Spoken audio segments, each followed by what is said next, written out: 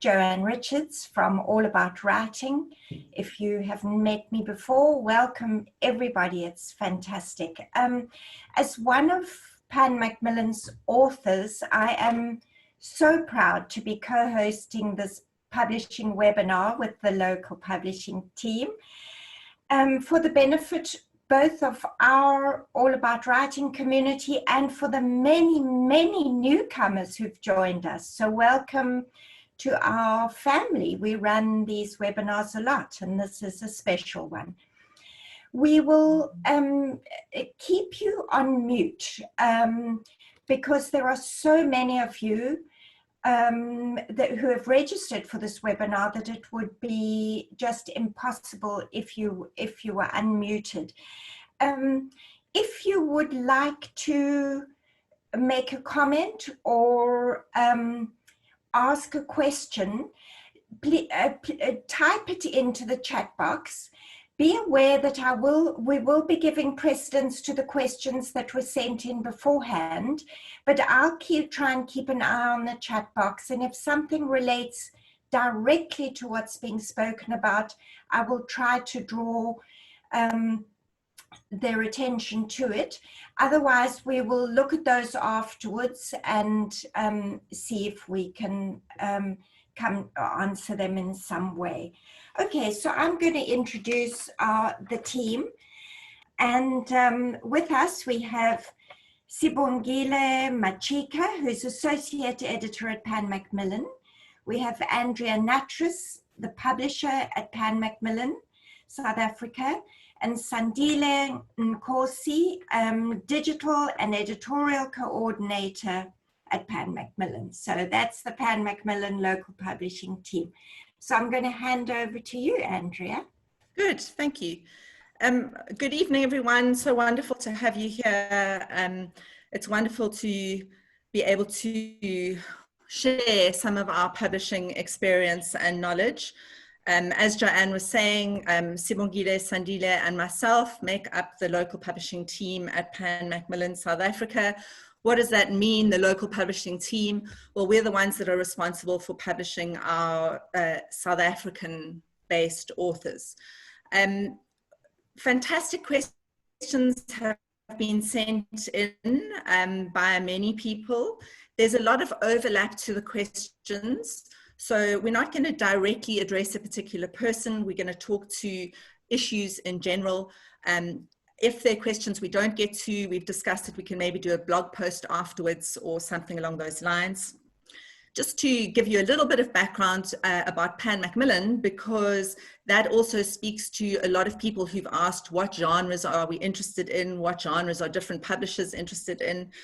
Pan Macmillan is, by the South African standards, one of the relatively small publishers in terms of our local publishing division.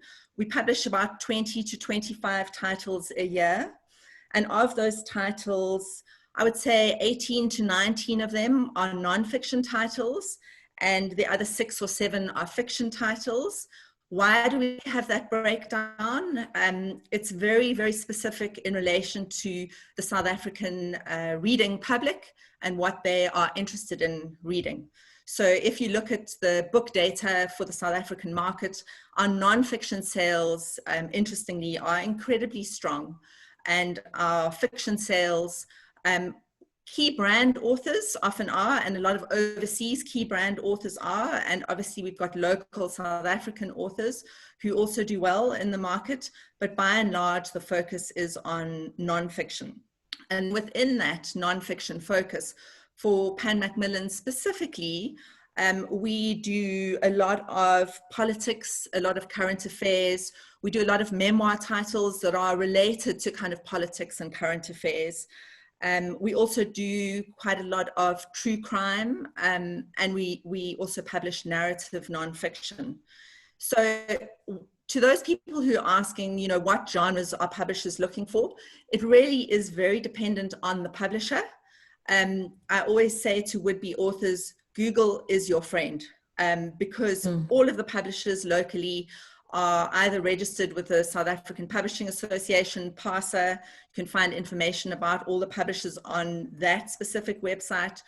Each of the publishers also has their own website. A lot of the questions that were asked, we've got on our Pan Macmillan website, we've got a frequently asked questions section, which has got a lot of valuable information around all kinds of topics, self-publishing versus traditional, house style, how does it work? So it's very important to research which publisher is a publisher who is publishing in the genre that you are writing. And I say that quite specifically because people often ask, you know, who should I be writing for? What should I be writing? And for the most part, my answer is, what do you want to write? I think one of the amazing things about South Africa and about our South African publishing industry is there are so many stories that we are able to share with one another. A colleague of mine uses a wonderful analogy. She talks about books and stories as windows, and they are either windows that somebody else looks in on to get a glimpse of a different world, or they are a window out into the wider world. So it works both ways. I just want to be clear then that the answers and the discussion that we have this evening is very much around the individual experience that Sandile, Sibongile, and myself have had in the broader publishing industry. We've all worked for more than one South African publisher, and I've freelanced for many, many years as well. And so our answers are specific to our own experiences, but also very much to the to the Pan Macmillan publishing team. What are our priorities? What are the things we look for? How do we approach things? So that's not speaking for other publishers. Other publishers have very different focuses in their publishing programs. They have different priorities, and really you need to do research in terms of what are people publishing, where do you feel like might be a good fit for you. What I want to do is, rather than starting with like a traditional kind of overview of the publishing industry, I just wanted to point out two important things that differentiate the South African publishing industry from, in many ways, the global publishing industry. The first of those is that, generally speaking, we have a much smaller ecosystem of publishers, of authors, of retailers, and sadly of readers a lot of the time. And the effect of having that much smaller publishing ecosystem creates, on the one hand, a wonderfully intimate space in which a lot of the publishing professionals know each other, we're supportive of each other's work, and we're able to champion each other's lists and projects. But the downside of that smaller space is that if you look at how many copies do you need to sell to become a bestseller, which is a question that we are frequently asked. In the South African publishing environment, in our experience, on the fiction side, if you're selling between 3,000 and 5,000 copies of a book, we would consider that a bestseller. And on the nonfiction side, if you're selling between 5,000 and 10,000 copies of a book, we would consider that a bestseller. Yes, you have your outliers, President's Keepers, you know, several 100,000 copies. Wonderful, but it's not the general run of the mill. And that smaller ecosystem is also linked to one of the things which we all say to our authors often: don't give up your day job. Sadly, writing can only really be a hobby for authors in the South African publishing space, because of the fact that your numbers that you sell are overall not that big. I mean, if you speak to a UK-based or US-based or even Australian-based publisher, you know, those numbers that we consider to be bestsellers would not rate as bestsellers in their market. And then the second difference that's important to point out is that there are very few literary agents based in South Africa. And this overseas, the literary agent is an essential go-between would-be authors and publishers. And what that means, again, it has its advantages and its disadvantages. The advantage is that would-be authors often get to interact directly with publishers in the South African publishing environment, which wouldn't often be the case if you were overseas. If you are overseas, you need to get yourself a literary agent. That in and of itself is a tricky process because literary agents are being approached all the time. South African publishers tend to have an open submission period as a result. It's tricky from a point of view of how many people will often submit to you during an open submission period, but it's an important aspect, we believe, in terms of allowing or granting the opportunity to people to send their work into us in an unsolicited way. And on that note, I'm just going to wrap up by handing over to Sibongile. Pan Macmillan has recently had an open submission period. It was specifically for commercial fiction, and Sibongile has been the person who's been running with that and managing that process, and she's going to talk to you a little bit about the submission process. Hello everyone, so glad to have all of you here with us. I'm hoping you can all hear me just fine. Okay, so Pan runs an open submissions period once every year, and we do that usually around June. And the reason generally why we do it once a year is because of the number of submissions we received. Last year when we had a general open submission, anyone could submit anything, we had close to 600 submissions. And as you can see, our team is a local publishing team, at least. It's just the three of us. And how it works, just to speak about it generally, is that we usually require that people send a brief bio of themselves, a synopsis or chapter breakdown in the when we're accepting nonfiction, and 3 sample chapters. People are allowed and often do send the full manuscript, but the reality is that in the initial phase, which is that 6 to 8 week period in which we're evaluating manuscripts, we tend to read or try to read as quickly and as possible.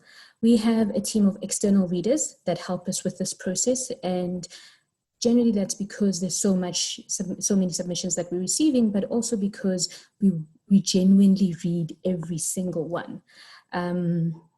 And have a meeting afterwards where each manuscript that has been received is rated and given feedback. And based on that, our core team, which is usually involving someone from our sales team, someone from our marketing team, someone from publicity, will read the manuscripts that have sort of passed the initial phase. Just to give you an indication of the kind of numbers we're seeing this year, in which our submission period was very specific for commercial fiction, we received about 310 manuscripts, and of those 310, only 70 made it through the initial stage. And now we're entering into another 2-week time period in which our core team will be reading those manuscripts, and that number will be further cut down.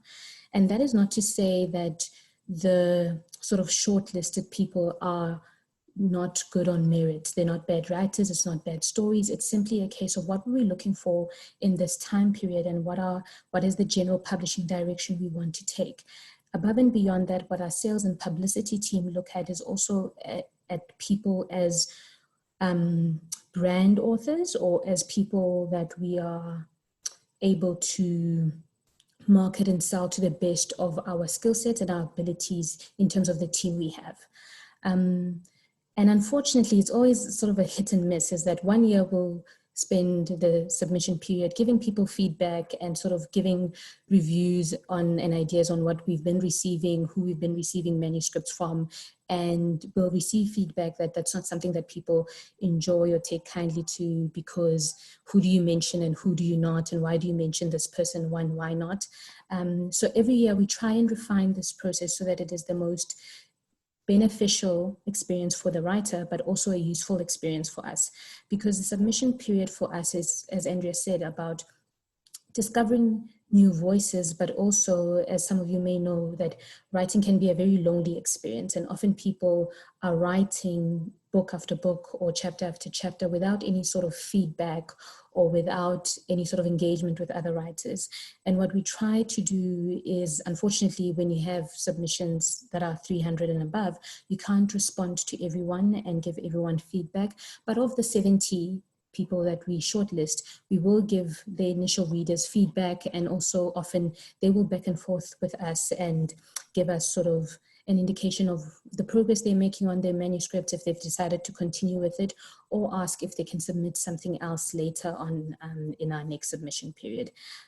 Given our capacity, we cannot have an open submission period every quarter in as much as we'd love to, because I think more so for the local publishing team, but I think generally publishing houses, we're all very much in this for the work, and we love books and we love reading, and we wish we could publish everyone that sort of comes through our doors, but that's not the case. And often we get questions around why do publishing or do our manuscripts rejected, and there's various reasons, and some of them I've alluded to, but what it comes down to is, yes, at some point, many of the manuscripts that we receive are publishable, and they're good stories, like I said, well-written stories from people who are very marketable, but it may not align with our publishing objectives and goals at the time. In other cases, it's simply a case of economics. It's the manuscript is either too big or the person is too far, and that for a South African publisher, it's not a book or a manuscript that we can make work given the context. And unfortunately, unlike publishing elsewhere in the world, our numbers are very much dependent on what's happening economically.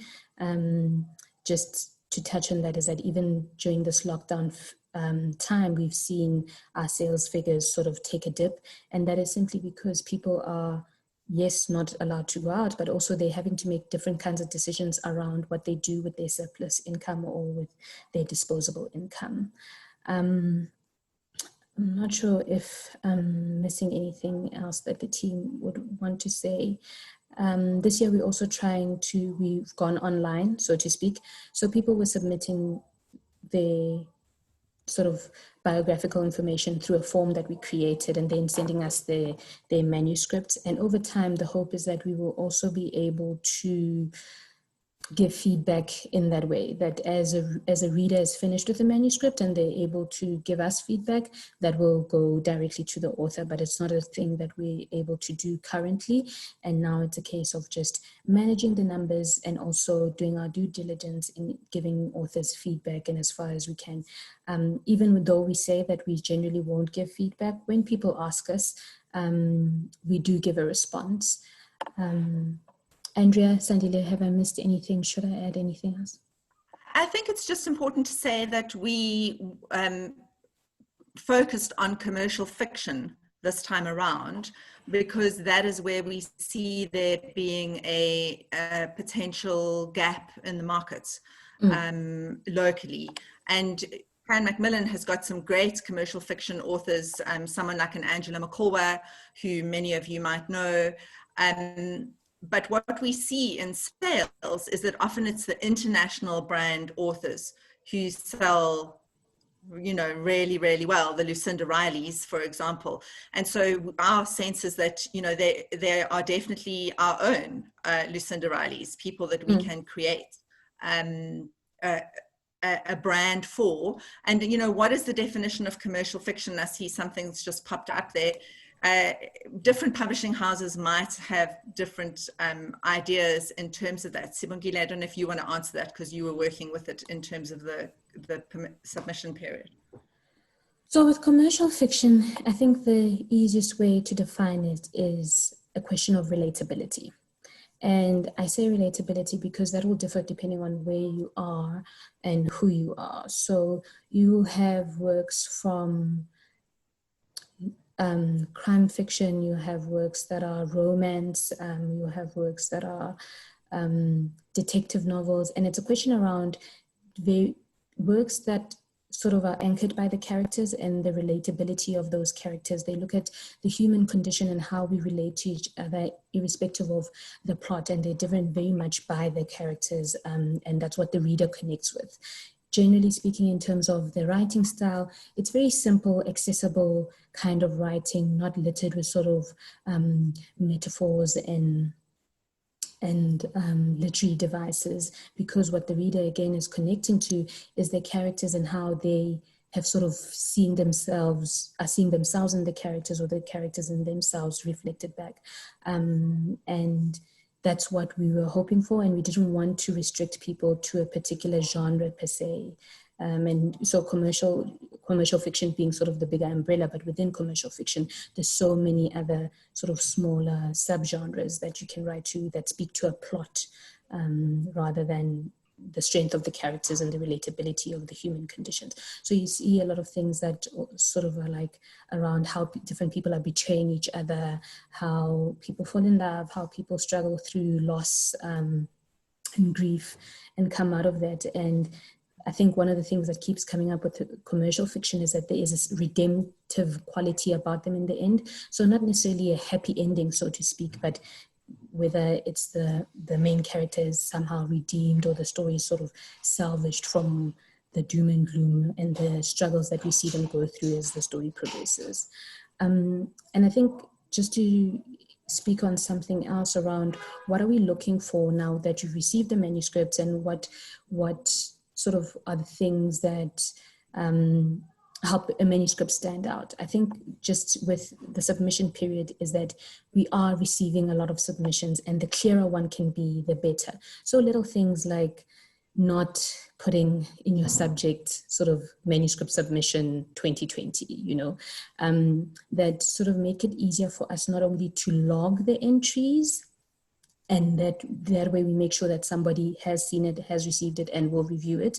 But also in terms of synopsis and bios, it's that tell us the things about you that would make us interested in you. Tell us the things about your work that makes us understand it better, and sort of like capture our attention in ways that you can't, in ways that we wouldn't otherwise catch if we don't see the full manuscript, because you do have only sort of 3 chapters, and chapters obviously vary in terms of the size of those, but it is that given that we're only looking at those 3 or 4 things, how are you best presenting your work? Because I think one of the things that authors sometimes forget is that in that moment, in that email, that's sometimes all we know of you and all we come to know of you.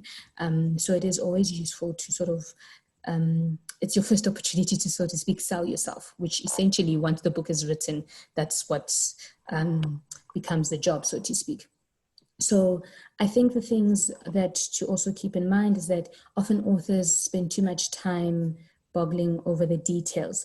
And part of what our team does specifically at Pan is that a lot of what we do is also developmental work. So in the submission process, what we're trying to find is someone with flair in their writing, someone that has a unique voice, someone that possibly has a number of manuscripts in them, because everything else, it is our job to sort of help you with, so editorially, you're not going to get penalized if, it must be readable, but you're not going to get penalized if the grammar is wrong here and there. You're not going to get penalized if it's not in a specific format, if you don't have a cover, if you don't have the right kind of author pick. Those are not the things that we're looking at. I think in the submission process, we are very much trying to focus on the story and the voice of the person, and is it a person that we can develop and work with? And I think just before I move on to the idea of traditional publishing and self-publishing, I think often authors are boggled down by the details and forget what I think all of us are in it for, which is the story and the content. So if no other questions have popped out around the submission process itself. There were a few related questions around marketability. So since you're on that, I thought somebody said, how much do you look at a person's marketability? Somebody said, what is, how do you judge a person's marketability? And somebody else asked, do you take a chance on someone if you don't know them? And do you check their profile in other publications? So those are all related. So the question around marketability is not so much about the individual, but rather how a work, more than the person, aligns with what we're trying to do as a company. And that's just to say, for example, I'll give an example from, let's say, if you are self-published in New Zealand. And the reality is that for us to try and bring something in that way and sell it in our market, it may not be the best pairing. We may not do your project justice, and it may not be for us to publish. So it's not a question of judging necessarily the person in particular. First and foremost, we look at the work. And that's why these different people sort of in our core team will come together, because for the editorial team, we'll want to publish every great story that we see. But someone from marketing will come in and say, but guys, this person is in Australia. Just for them to come to the South African Literary Festival will take half our budget. Or this person is, and I think that's another thing perhaps to speak to, is that beyond just the COVID time, given that our team is so small, we work with a lot of freelancers as well. So it's a number of things, and one of the things is around how accessible they are to the people they need to work with, and how accessible they would be to their readership in South Africa.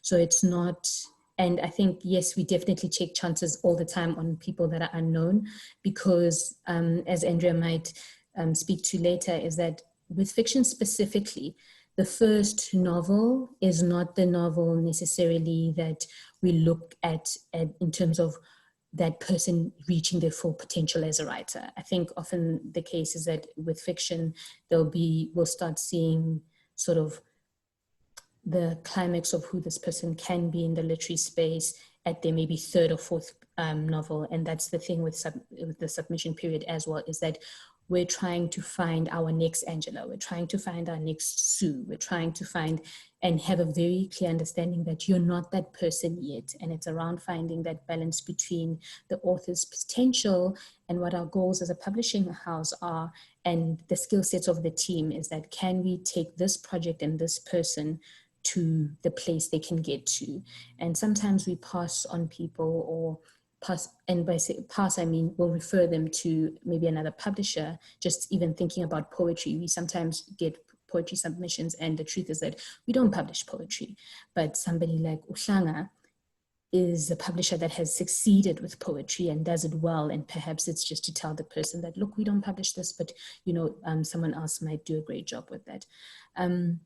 So it's a balancing act around someone that's marketable as an individual. And for us, I mean, it's a factor, but it's not a big factor, because again, what we're here for and what our core job is around the content and how that touches and impacts people.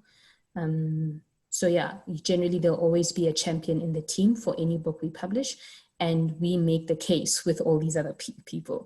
And we sort of check if publicity thinks they're not sure about this, by the end of a publicity meeting or something, we would have done our best to convince them. Is there any other questions that I should speak to before I move on? I think you should move on to talk about self-publishing versus traditional publishing, and what the different advantages are. So I think the South African publishing industry is so small that there is room for both traditional publishers and room for self-published authors. I think gone are the days where one is better than the other, or in that binary kind of thinking. And I think it depends on very much what you're looking for as an author at the time, and also what you're able to do for yourself. So traditional publishing, generally, one of the big benefits is that the investment comes from the publishing house. So you as an author, you bring your work, and to clarify a point that we always are asked as well, is that you don't sign over copyright to us. What you do is license us to publish the work and distribute the work. So copyright will remain with you as the author, and there isn't a sort of taking of your work, if I can speak of it like that. So we do the initial investment of sort of getting the book produced. And so things like your editor, your cover design, your layout design, the actual printing, the warehousing, the distribution is handled by a team of people. And in a publishing house, like I said, you'll have the three of us in terms of your editorial needs, and then there'll be a team that's looking after your marketing and publicity. There's a team that's looking after your sales. There's a customer service team that's looking after sort of the warehousing and distribution. And that alleviates the author to do what they do best, which is to write, you know. And I think for any publishing house, or what authors should aim at, is that trying to find a publisher that sort of aligns with what you're wanting to do in the industry and your core values. Because for us, for example, that experience is very collaborative. So in as much as we pick the freelancers we work with, so the author has sight of things like covers, and they sort of give their yay or nay and how do I feel about this and input on that. Similar thing around marketing plans. I think the only thing that sort of isn't so much for discussion is our warehousing and the team, the warehousing teams and distribution teams we work with, because that's the smoothest process for us. What the author also benefits from in terms of traditional publishing is every bit of paperwork in between that. So your sales, in terms of actual figures, there is somebody reporting on those. You'll get monthly sales reports. We'll be able to pull the Nielsen figures for you and tell you what are the sales figures looking outside of the warehouse, what are the sales figures looking like at the till point, and so on and so forth. And also, again, with your marketing teams, there's people constantly looking out, where can we submit you for awards, what literary festivals are happening. And I think for someone that's traditionally published, or in individual authors, sometimes is that the access to these people that run these various organizations, the access to the bookstore chains, the access to the warehouse and distributing companies, you may not have that as a single author, because for most of them, they never want to deal with each and every individual author. And I think for the most part, it's just an administrative issue, and therefore tend to go to a Pan Macmillan and say, okay, we're having the Franschhoek Literary Festivals, which authors would you like to propose for this, and so on and so forth. And that is not to say that self-published authors cannot get that access. It just might be a lot harder, because it is a who do you know, and depending on their schedules, are they able to give you the time that you're required to make your case. And I think for self-publishing, so all of these things you'd have to source yourself. So you'd have to get your own editors, you'd have to source your own, and I think the big thing is the funds to get your work printed, because you can write the book, but if you can't get it printed and into stores and into people's hands, it may not be any good. So people often struggle with that, which is to say that it costs a lot to publish a book, and unfortunately that's an upfront cost, and not something that you can, there's various ways now that, and Sandita will speak to that, in terms of getting your book set up online and so forth, but I'm talking about the actual hard copy kind of book. That's something that people struggle with, and again, the marketing and sales and recording of all of that is difficult for one person to deal with in the first instance. And again, it will detract from what you're wanting to do as an author, which is to write, and perhaps write a number of books, So, and I think that there's some people who've succeeded with self-publishing, but often that's also personality driven. So if you're a person that can knock on doors and sort of be tenacious in that way, that you are willing to pay for your own flights, go to see this person, and whether you're rejected or not, come see them again in the following year, and so on and so forth, then we see that those kind of authors who have the almost personality to drive their own marketing, to drive their own printing, to drive their own getting into stores in the traditional sense, they tend to do better with publishing than other people. Andrea, I think you wanted to say something. Yeah, I wanted to just say that, there are occasions when we get sent manuscripts and we suggest to the author that we actually think they would be better off self-publishing. And that is if they have a network that they would probably use for specific sales channels, or they have a particular profile, a particular platform that would allow them to, to sell the book. because one of the factors that Sibongile has already mentioned is the distribution factor. And some books are not necessarily geared for a very traditional book publishing space. I mean, it's wonderful. We've got smaller booksellers who have popped up. We've got amazing book clubs that are also online, that are very active and are wonderful supporters of South African work. But there are some areas where, for example, if someone's a motivational speaker and they speak to very specific kinds of groups, they're better off, because as various people have commented in some of the questions, yes, you can get amazing editors, amazing layout people, amazing proofreaders. All of those are available and accessible to you as a self-published author. Sometimes, as some other people have commented in questions, it's a hit and miss process. You know, somebody asked, how do I know that somebody is a, you know, genuine literary agent, or how can I guarantee the quality? Again, that is something which, as publishers, traditional publishers, we work with very specific teams. We develop relationships with editors, with proofreaders. They're all people we trust. We know that when we are publishing a book, the quality is there. That's just another responsibility that you need to take on as a self-published author.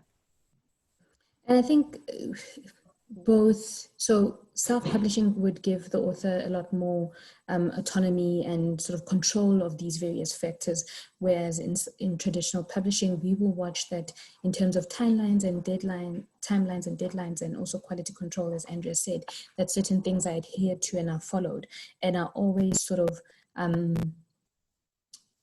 championing and trying to protect the author's interests throughout the process, because in as much as it's the author's name on the book, we very much almost take on your work as our baby, so to speak.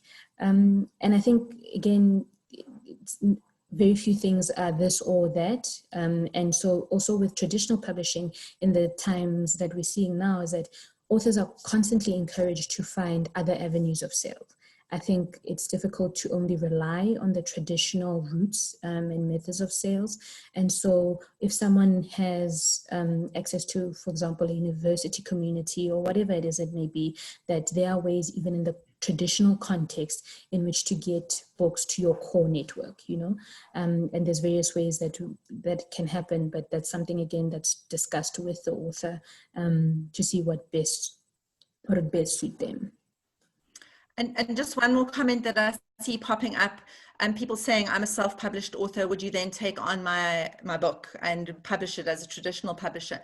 And everything that Sibongile is speaking to around the quality that we expect, around the product that we produce and how invested we are in the process, is one of the, or adds to the fact that traditional publishers are reluctant to take on self-published authors. Also because in this age of Amazon and digital, not only Amazon, Kobo, Snaplify, and Sandile will speak to this, as a self-published author, you have the ability to sell a considerable number of copies, but our market is relatively small. So those sales don't necessarily then they don't materialize again when you publish via traditional channel. So for the most part, I mean, I know Macmillan in the UK picked up an author, Amanda Hocking, who was a fantasy author who had self-published via Amazon initially, and sold more than 1 million copies, I think it was, of her first self-published novel. And she was then taken on and published traditionally going forward. But for the most part, if you decide to go the self-publishing route, go all in, you know, really, because that is there are lots of opportunities for you to market your work, for you to be able to sell your work. And, you know, that is, if you're going to go that route, then go that route wholeheartedly. And I think perhaps Sandile, maybe, yeah. Is there anything else, Sibongile, or maybe I just wanted to say that there's also, I think, in terms of the South African context, some works are, and genres, for example, like fantasy, just work better if someone self-publishes, because you are likely to perhaps be picked up by another publisher in a different territory where they have the budget and there is room to publish those kind of works, you know. And yeah, just some of it might be genre-based. So I'm going to hand over to Sandile, who'll speak to some of the ebook questions that people are asking and some of our digital sort of publishing. Yeah. Evening, everyone. Yeah, I just want to carry on this discussion of self-publishing.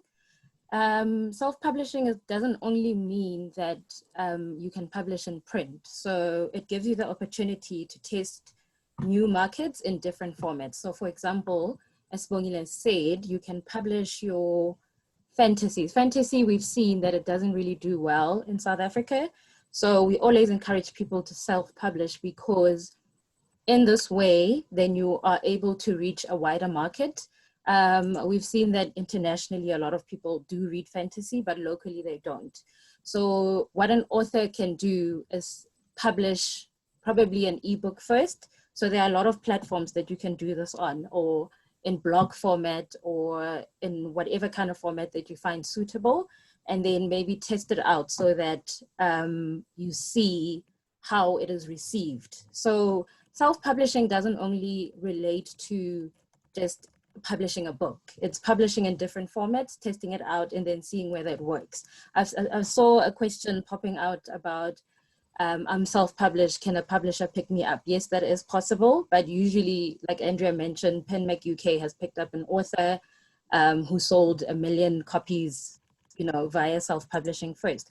I'm just going to touch on digital publishing because we've received a few questions relating to this. So I'm just going to give an overview of how it works, and in South Africa particularly. So when you publish a book, maybe with Pan Macmillan or with any other publisher, the most popular formats are print, there's ebook, and then there's audio. The digital formats, ebooks, as well as audio, are very small. We've seen an increase in audio lately, but that's a very small segment of the market. It's growing internationally more than it is locally.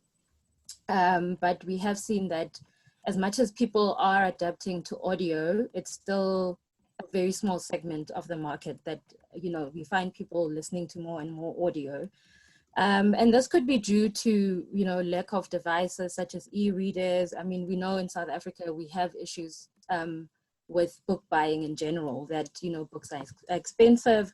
So getting access to things like e-readers or the internet is very difficult for most people. So that's what's contributing to the small sales in digital.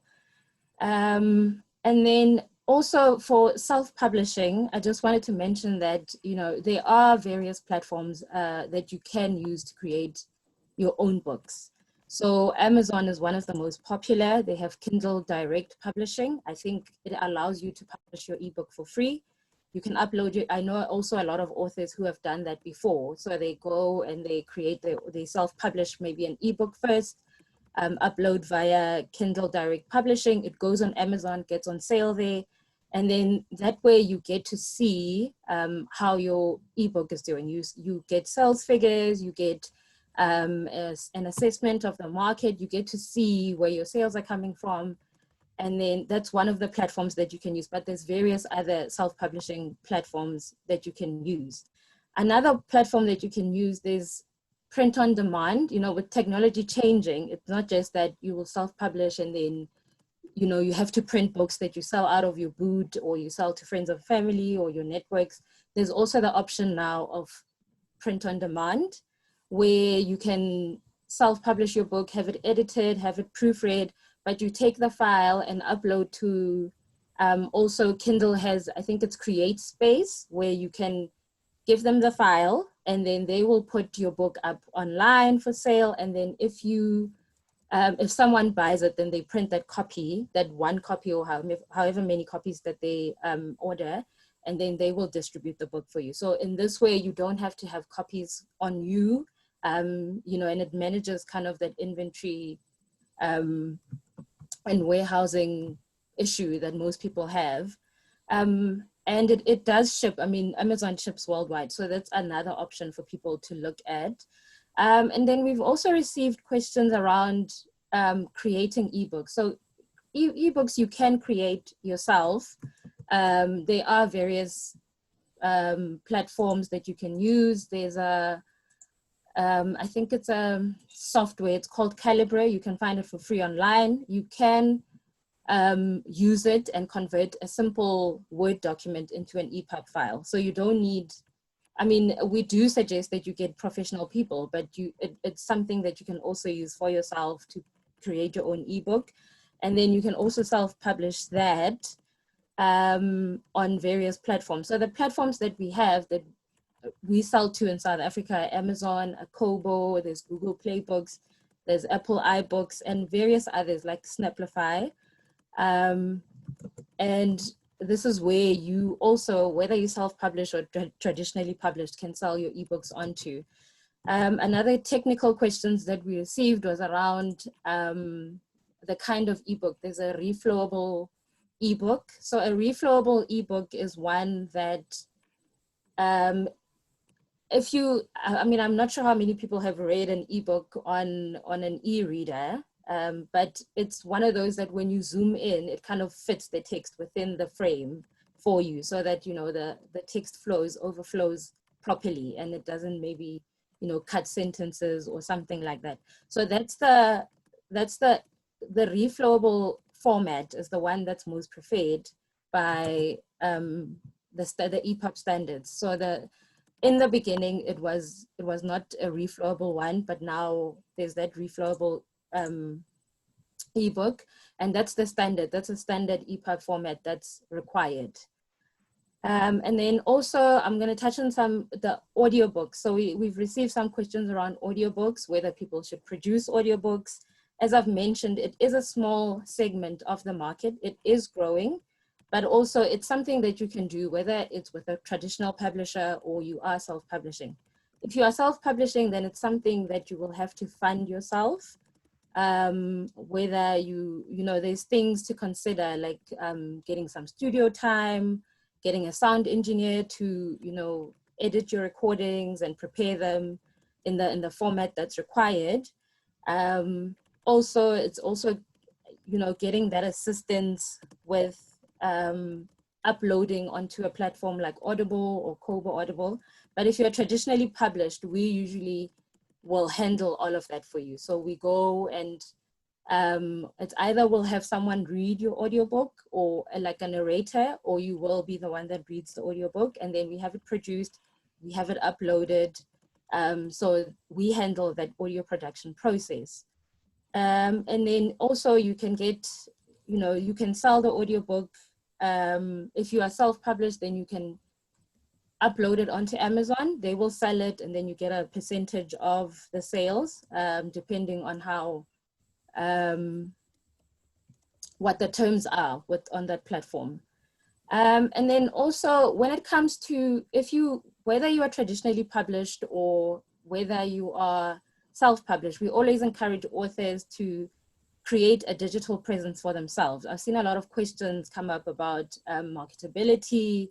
You know, we always encourage, whether you're publishing through us and then we handle kind of your editing, your production of your book, we always encourage you to have some kind of online presence. So Amazon, we will automatically create an ebook for you, and then we encourage you to have an Amazon author profile. We also encourage you to get on Goodreads so that you see reviews for your book, but also to interact with your readers. We've seen that engaging with readers actually gets authors all the attention. It hypes up the book. So we always encourage authors to do that. And then also just to be on social media, whether it's Facebook or Twitter or on Instagram, we just encourage you to reach as wide of an audience as possible. And market the book so that the book, you know, people as wide as possible know about the book. It's important to be as active as you can, because your book is your product. You know, the publisher will make efforts to get your book into stores, to, you know, publicize it, you know, do PR around it, but it's also important as an author to, you know, make sure that the book gets attention, that you engage with your readers. And it's also not that important to you know, get paid adverts or something like that. You know, I've seen something like, you know, must we get paid adverts? It's not really important to get paid adverts, but it is important to engage with your readers. We've seen over the years that people actually enjoy interacting with authors about their books. They enjoy, you know, kind of getting that retweet or whatever it is. But, you know, an author being active about their book, we've seen that it makes all the difference. I don't know if my colleagues want to add anything that I've maybe missed. The one thing which I just wanted to talk about briefly is, so Amazon doesn't have a storefront in South Africa. As you know, you need to buy through amazon.com or amazon.co.uk. One of the things which Amazon does have, or which there is the platform called Lightning Source, which allows print on demand of a print book. So there've been quite a few questions about people saying, you know, does Pan Macmillan South Africa work with your international colleagues? Do you publish books widely?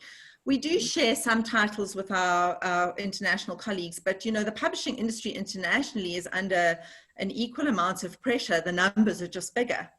So what we are able to do these days via ebooks and via a print on demand platforms such as Lightning Source is we're able to sell your book throughout the world. What it does depend on there is your connections and the people that you have overseas who wanting to gain access to a book. Yes, it doesn't necessarily appear in a traditional bookstore, but somebody in the UK can order a print copy from Amazon and it will be printed via Lightning Source. And I mean, we've been very happy, Sandile, with the quality of that. Yeah, it's very great quality. Yeah. Yeah. Just to touch on also social media interaction, I think sometimes, again, even speaking for myself, social media can be very overwhelming. And sometimes it's just enough to have the social media in which you have, or the platform in which you feel you have the most reach and have the most interaction with your audience, is that even if you just stay on that and just create that contact and interaction with your readership, that's enough. You don't necessarily have to be on TikTok and Twitter and Instagram and Facebook and so on and so forth. But one platform in which people know where to reach you, because I think more and more we're seeing the rise of the author as a talent and a public figure, and readers like to have that, especially in fiction as well, because it allows them to dream a little bit and try figure out how much of this is your life and how much of this is absolutely from your mind. And either way, I think they're fascinated, to be honest. Yeah, I think one of the things which is key is authenticity in your digital presence and your social media presence. You know, we found that if an author is only sharing information about their book and you're not seeing a picture of their pug or their cat, readers are less likely to be engaged. It really is about presenting yourself, and you don't have to present your whole self, but it is about engaging. It's also about responding. If a reader sends you some feedback or somebody asks you a question, you know, how responsive are you?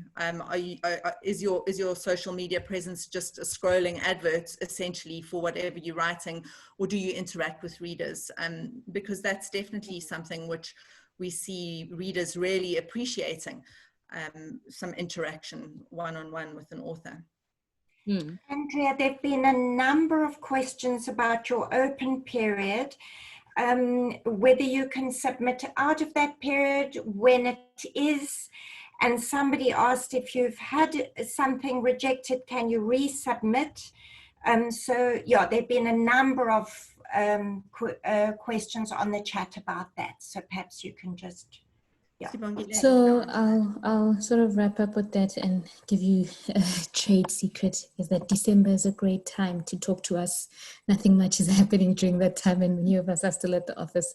So in having the open submission period, generally as PAN, that's sort of the time that we allocate, but we do receive submissions throughout the year. And the difference is the number of external readers that we have, or depending on capacity, we may not be able to answer you as quickly or as in-depthly as we might do in the submissions period. So often, and especially if it's someone that is returning to us, whether they were previously rejected or didn't make it through the initial round, in which case you may not have seen your feedback.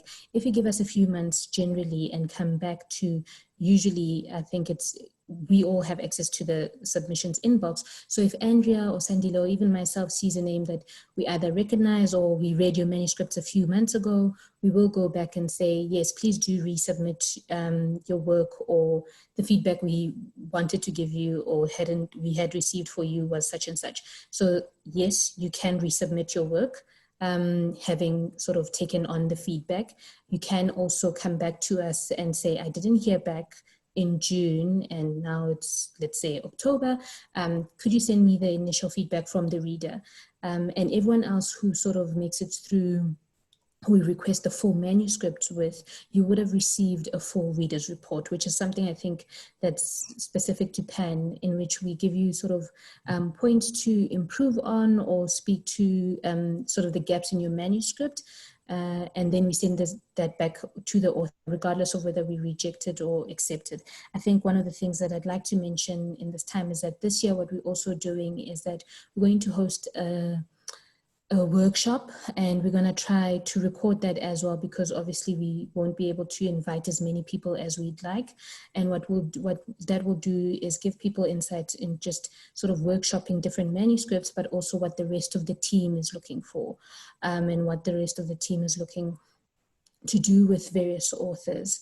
Yeah, so you can resubmit and we will give feedback, and December is also a good time for us to just read through some of your work, just generally because it's a quieter time in the year for us. Anything else? I just want to say, people should not be discouraged if they get rejected by us. And if they get rejected by multiple publishers. We've had books that we've published and they were rejected, 14, 15 times elsewhere. It's also about you as an author, like I said, just looking out there and seeing what works for you. Sometimes a blog will do it, will get the attention that you need. So yeah, that's it from me. Yeah, I think that's a very important point, and a good one, maybe on which to wrap up from our side, that it is very much about a persistence from yourself as an author, a belief in what you're writing. Yes, you need to have an idea of who's my audience, but primarily you need to be writing to share your story, whether that's a personal story, whether that's a novel, something that you've created, something that you've crafted. As Sandile said, and one or two people asked, how is it possible that some of these books internationally, I mean, J.K. Rowling is the most famous example, rejected so many times and then finally gets picked up and it's an international seller. I mean, on our part, Mahali Mashigo, The Yearning, was a book that had a novel that had been rejected by, I think it was 10 other local publishers. And it landed on our desks, and instantly we knew this was a novel that we wanted to publish. So it really is about persisting. It's about believing in yourself. It is about also asking other people for input on your work. And I don't mean asking your mother, brother, boyfriend, wife, husband, partner, because they're always going to love what you're producing. Writing circles are a great source of constructive feedback and inputs.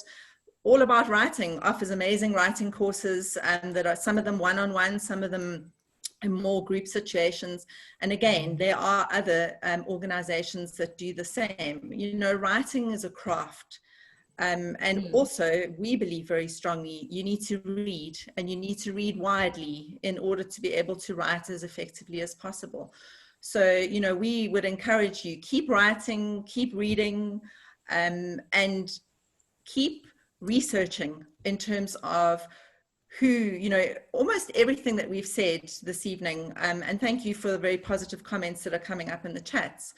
Almost everything that we've said is available via various publishers' websites, via various resources, editorial guides, and so on. So it's really worthwhile to put the time in to researching and to refining and polishing what you're working on. Over to you, Joanne. Okay, thank you. There were just a couple of questions but we will feed those to Pan, and perhaps they can answer them in a blog afterwards. So I want to just say thank you so much for joining us, everyone. And please remember, we've got monthly free webinars on creative writing, on writing for screen. And we also will be holding a one specific to self-publishing. You know, you will get notification of those, but sign up and join us for all of those. But thank you so much, Pan team. It's been fantastic to have you with us. And yeah, we'll do it again one day. Pleasure. Yeah, good. Pleasure. It was great to chat to everyone. Thank you. Okay, thanks a lot. Bye. Bye, everybody. Bye.